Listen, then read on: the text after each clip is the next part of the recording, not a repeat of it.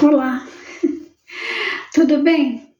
Continuando refletindo na história de Jefté, no vídeo passado, se você não assistiu, dá uma olhadinha lá no vídeo passado que nós falamos do voto de Jefté. Não esqueça de deixar o seu like, de comentar a sua opinião sobre esse assunto.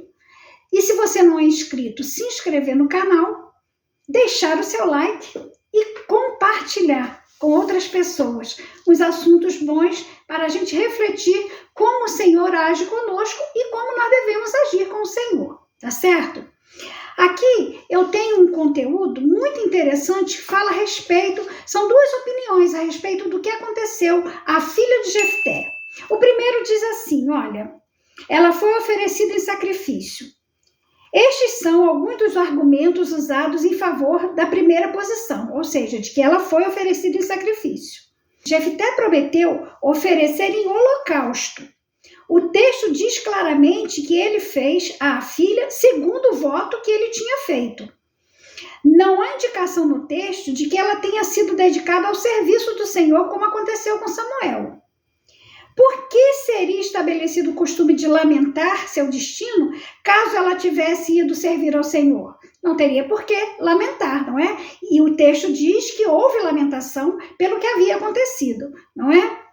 Pertencer ao Senhor era uma posição de honra, não um destino a ser lamentado.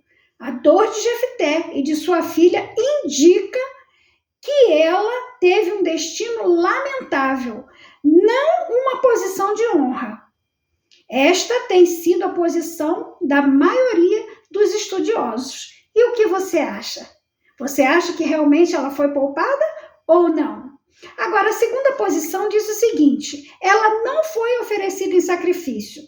Estes são alguns dos argumentos usados em favor dessa segunda posição. As escrituras proíbem expressamente o sacrifício humano. Jefté devia estar familiarizado com essas leis de Moisés. O texto, portanto, diria, esse será do Senhor, ou eu oferecerei holocausto.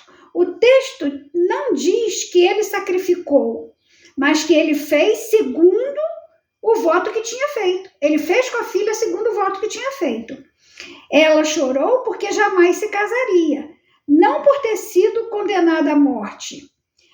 A interpretação de que ele literalmente a ofereceu em sacrifício não se harmoniza com o que sabemos acerca de Jefté a partir de outros textos. A Bíblia retrata como um homem de princípios elevados. Então, fica aqui uma indicação de que ele não sacrificou ela, entendeu? Mas aí o outro texto diz que foi lamentável a situação dela. E a gente fica pensando, afinal, foi ou não foi, né? E aqui tem uma lição para a gente aprender. Ao longo dessa história, Deus está em silêncio. Sabemos que Deus deu a Jefté seu espírito e a vitória sobre os amonitas. Mas será que ele aceitou o sacrifício humano? Embora o primeiro ponto de vista tenha forte apoio do texto, o segundo continua sendo uma possibilidade. Seja qual for o caso, algumas lições importantes podem ser aprendidas a partir dessa história. Primeiro, mesmo os maiores heróis da fé podem ter momentos de fraqueza, assim como eu e você, não é?